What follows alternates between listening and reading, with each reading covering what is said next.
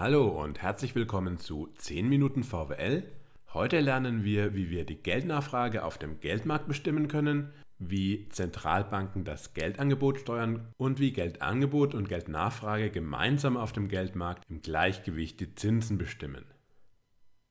Zunächst mal gibt es auf dem Geldmarkt wie auf jedem anderen Markt auch Angebot und Nachfrage. Wenn wir die Geldnachfrage auf dem Geldmarkt bestimmen möchten, müssen wir überlegen, wie Haushalte ihr Vermögen zwischen Geld und Wertpapieren aufteilen. Der Vorteil von Geld besteht darin, dass wir Geld zum Einkaufen, das heißt für Transaktionen nutzen können. Transaktion ist einfach ein vornehmer Ausdruck dafür, dass ich etwas kaufe.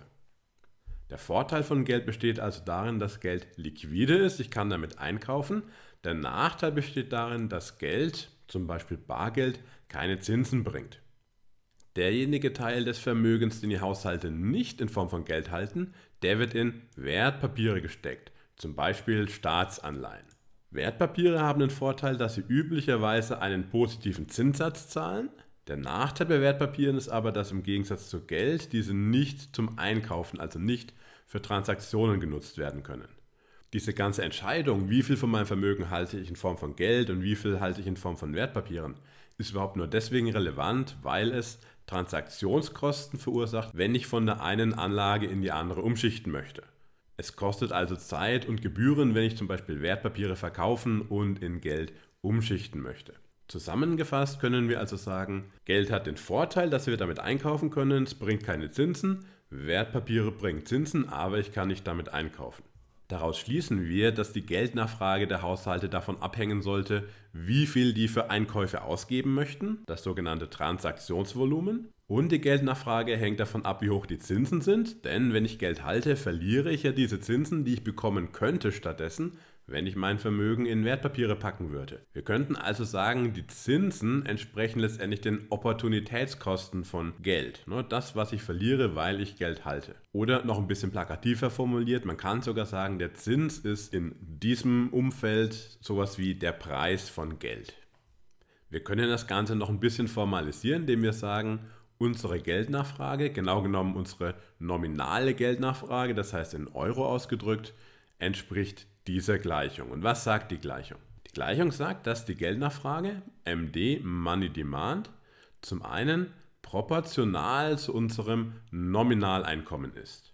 Das setzt sich zusammen aus dem Preisniveau P, wie teuer sind die Güter in unserer Volkswirtschaft, und dem Realeinkommen Y, wobei das Realeinkommen eben auch wieder in Kaufkraft gemessen ist. Wie viele Güter können wir tatsächlich dafür erwerben?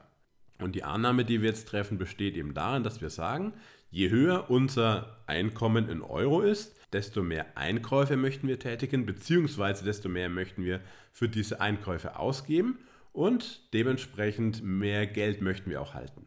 Und deswegen ist unsere Geldnachfrage proportional zu unserem Nominaleinkommen. Jetzt müssen wir noch irgendwie den zweiten Effekt, den wir gerade besprochen haben, auch in unsere Geldnachfrage reinbekommen. Wir hatten gesagt, je höher die Zinsen sind, desto teurer in Anführungszeichen wird das Geld zu halten, weil wir diese Zinsen bekommen könnten, wenn wir nicht Geld, sondern Wertpapiere halten würden. Und dafür verwenden wir diese Funktion L von I. Das Ganze macht natürlich nur Sinn, wenn diese Funktion L von I negativ von I abhängt. Das heißt, je höher die Zinsen sind, desto kleiner ist dieses L von I und damit desto kleiner ist unsere Geldnachfrage. Zum Beispiel könnte L von I diese Form haben und ihr seht, I steht im Nenner, je größer die Zinsen sind, desto kleiner ist L von I und dementsprechend desto kleiner ist die Geldnachfrage.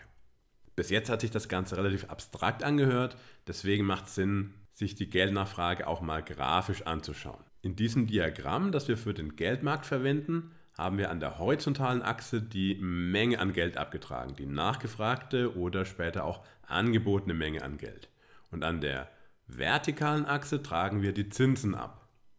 Wenn wir jetzt zum Zeichnen der Geldnachfrage zunächst unser Nominaleinkommen P mal Y auf feste Werte fixieren, dann gilt für unsere Geldnachfrage schlicht, dass je höher die Zinsen sind, desto niedriger die Geldnachfrage ausfällt. Bei einem hohen Zinssatz haben wir eine niedrige nachgefragte Geldmenge und bei einem niedrigen Zinssatz haben wir eine hohe nachgefragte Geldmenge. Sofern also nur die Zinsen steigen oder fallen, laufen wir auf der Geldnachfragekurve nach oben oder nach unten. Was passiert dagegen, wenn das Nominaleinkommen sich ändert, also wenn P oder Y auf einen anderen Wert steigen oder fallen? Dann wird sich die Kurve verschieben. Hier haben wir zum Beispiel einen Fall, wo das Nominaleinkommen gestiegen ist. Ich habe hier in dem konkreten Fall P und Y erhöht. Entscheidend ist schlicht nur, dass P mal Y insgesamt gestiegen ist. Und das bedeutet, dass ich bei jedem Zinssatz jetzt eine höhere nachgefragte Geldmenge habe. Zum Beispiel hatte ich ursprünglich bei diesem Zinssatz, den ich völlig willkürlich rauspicke, diese nachgefragte Geldmenge. Und wenn jetzt mein Einkommen steigt, dann möchte ich bei diesem Zinssatz, weil ich ein höheres Einkommen habe, jetzt auch mehr Transaktionen tätigen. Ich möchte mehr einkaufen. Und das bedeutet, dass ich eine höhere Geldnachfrage habe. Und das kann ich natürlich für jeden Zinssatz machen und deswegen verschiebt sich die Geldnachfrage bei höherem Nominaleinkommen nach rechts. Wie auf jedem anderen Markt brauchen wir auch das Geldangebot und da machen wir uns das Leben hier sehr einfach. Wir nehmen nämlich vereinfachend an, dass es keine Geschäftsbanken gibt. Geschäftsbanken, das wäre sowas wie die Deutsche Bank oder eine Sparkasse. Die Haushalte haben bei uns also keine Möglichkeit, Geld auf irgendwelche Konten bei Banken einzuzahlen, sondern es gibt nur Bargeld. Das macht für den Anfang unsere Analyse ein bisschen einfacher und bedeutet vor allem auch, dass die Zentralbank das Geldangebot direkt steuern kann.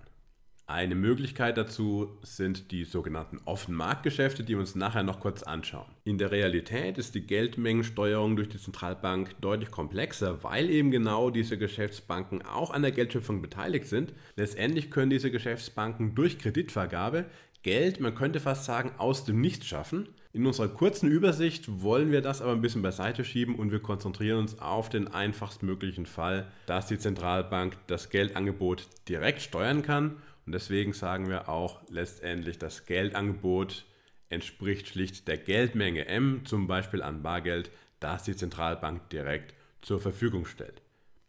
Und jetzt haben wir eigentlich genau das, was wir brauchen, wie auf jedem anderen Markt auch. Wir haben Angebot und Nachfrage und wie bei jedem anderen Markt auch, müssen im Gleichgewicht Angebot und Nachfrage übereinstimmen. Das heißt, das Geldangebot durch die Zentralbank und die Geldnachfrage durch die Haushalte, die sind identisch. Das Geldangebot durch die Zentralbank ist schlicht die Geldmenge M und die Geldnachfrage haben wir gerade ausführlich diskutiert. Hier haben wir wieder unser Geldmarktdiagramm. Ja, wir erinnern uns, hier haben wir die nachgefragte oder auch gleich angebotene Geldmenge und hier haben wir die Zinsen an der vertikalen Achse, den Preis von Geld. Und zusätzlich zu der Geldnachfrage, die wir vorhin schon diskutiert haben, die negativ vom Zinssatz abhängt, haben wir jetzt auch das Geldangebot eingezeichnet. Dieses rote Geldangebot, sehen wir schon, das hängt nicht vom Zinssatz ab, sondern es ist schlicht die Menge an Bargeld, die durch die Zentralbank zur Verfügung gestellt werden. Die Tatsache, dass das Geldangebot fix von außen, man sagt auch exogen festgelegt wird, macht natürlich das Finden von einem Gleichgewicht hier relativ einfach. Wir müssen einfach schauen, wo treffen sich Angebot und Nachfrage. Hier ist das eben bei einem Zinssatz in Höhe von I' der Fall. Das Ganze wird natürlich dann besonders interessant, wenn wir schauen, wie das Geldmarktgleichgewicht auf zum Beispiel Einkommens- oder Geldmengenänderungen reagiert. Nehmen wir zum Beispiel an, das reale Einkommen der Haushalte steigt und wir wissen schon, dass ein höheres Einkommen die Geldnachfrage erhöht, die Geldnachfrage nach rechts verschiebt. Bei einem höheren Einkommen möchten die Haushalte mehr Einkäufe tätigen und dafür wollen sie mehr Geld. Das Problem ist aber, das rote Geldangebot der Zentralbank, das hat sich nicht verändert. Und was passiert auf einem Markt, wenn die Nachfrage steigt, das Angebot aber fix ist? Naja, dann nimmt der Preis so lange zu, bis Angebot und Nachfrage wieder im Gleichgewicht sind. In unserem Fall bedeutet das, wenn die Nachfrage nach Geld steigt, bei fixem Geldangebot, dann muss der Preis von Geld, in unserem Fall also der Zins, so lange zunehmen, bis Geldangebot und Geldnachfrage wieder im Gleichgewicht sind. Ja, der höhere Zins führt dazu, dass Geldhaltung weniger attraktiv wird, denn die alternativen Wertpapiere bringen bei höheren Zinsen ja eine höhere Rendite. Und das bremst die Geldnachfrage so lange wieder ein, bis die Geldnachfrage trotz höherem Einkommen wieder auf Höhe des unveränderten Geldangebotes ist. Gehen wir wieder zurück zur Ausgangslage, ja, wieder zu unserem alten Gleichgewicht. Aber anstatt unser Einkommen und damit die Geldnachfrage zu erhöhen, erhöhen wir jetzt das Geldangebot. Und wir sehen schon, wenn das Geldangebot steigt, verschiebt sich dementsprechend diese vertikale Linie nach rechts. Und bei einem höheren Geldangebot sehen wir, dass der Geldmarkt dann wieder im Gleichgewicht ist, wenn die Zinsen gefallen sind. Auch hier wieder, denkt einfach an einen ganz normalen Markt. Was passiert auf einem Markt, wenn das Angebot steigt? Naja, dann werden die Preise so lange fallen, bis der Markt wieder im Gleichgewicht ist. In unserem Fall bedeutet das, wenn das Geldangebot steigt, dann wird der Preis von Geld, also unsere Zinsen, so lange fallen, bis Angebot und Nachfrage wieder im Gleichgewicht sind. Diese interaktive Grafik, die ihr gerade gesehen habt, die habe ich unten in der Beschreibung, genauso auch wie die Folien, die ihr hier seht, und auch ein paar Übungsaufgaben verlinkt. Die Folien und Übungsaufgaben, das sind einfach PDF-Dateien und die Grafik ist ein direkter Internetlink. Ihr müsst dafür nichts installieren, sondern ihr klickt einfach drauf und könnt ein bisschen die Kurven verschieben, wenn ihr denn möchtet. Wenn euch das Video bis hierhin geholfen hat, würde mir wiederum ein Like für den YouTube-Algorithmus enorm weiterhelfen. Und jetzt schauen wir uns an, wie die EZB in der Praxis die Zinsen bzw. die Geldmenge direkt steuern würde. Und zwar macht sie das mit einem sogenannten Offenmarktgeschäft. Bei diesem Offenmarktgeschäft würde die EZB zum Beispiel Wertpapiere kaufen. Das wäre ein expansives Offenmarktgeschäft.